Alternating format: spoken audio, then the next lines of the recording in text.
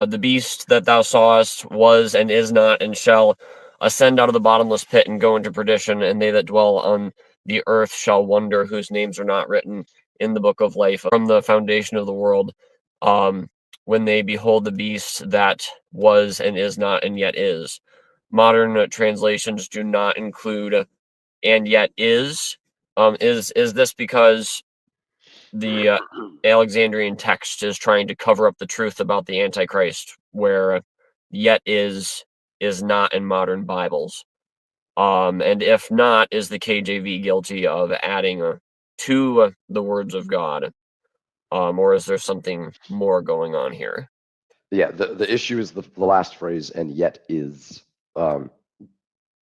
Pretty much any other Bible you pick up, it would say, and shall be.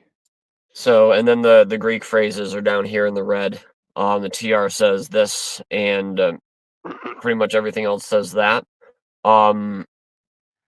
Yeah. So I think you're pulling that up right now. But what is the basic background of this one?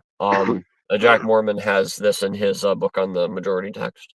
Yeah. So Jack Mormon says, keep in mind that the context of the reading is future tribulation, not John's day.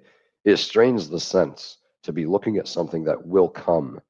The issue is in every manuscript, to be fair, there's like 9 different variants here. They all basically say the same sort of thing, and will come and shall be, with some variation. In the manuscript Erasmus used in 2814, it said this by saying Kai Paristin. If you change the alpha in Paristin to an epsilon, and then change the spacing, you get Kaiper Estin, which is and yet is. There's nothing at all anywhere in the world that we've ever found that reads like this. And I know that you can argue, well, like Jack Mormon does, Sinaiticus and 31 Andreas manuscripts and the Sinaitic Syriac can translate virtually the same as the KJV. That's nice. It's not the same thing, though. So you would say that there is no reason for and yet is to be in the King James Bible outside of Erasmus's work? Yeah, there's nothing that agrees with this reading at all. And it's very easy to see how you could just accidentally flip a letter and do weird stuff with the spacing.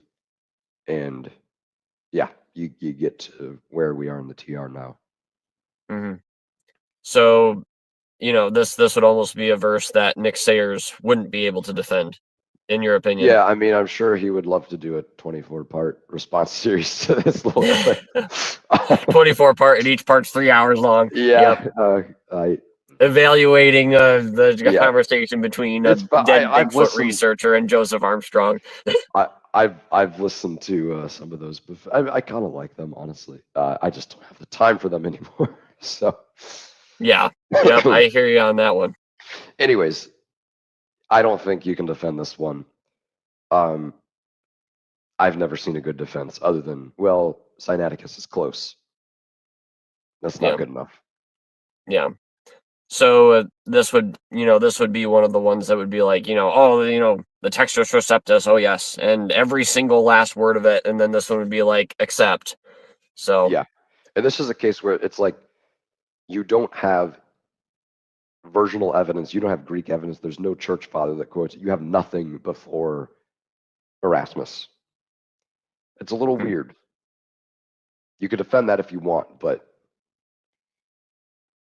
I'd rather not cut myself off from history in order to maintain the inspiration of this particular error versus just saying, yeah, Erasmus messed up. I gotcha. Yeah. So you've pretty much covered this one to your satisfaction? Yes. Okay.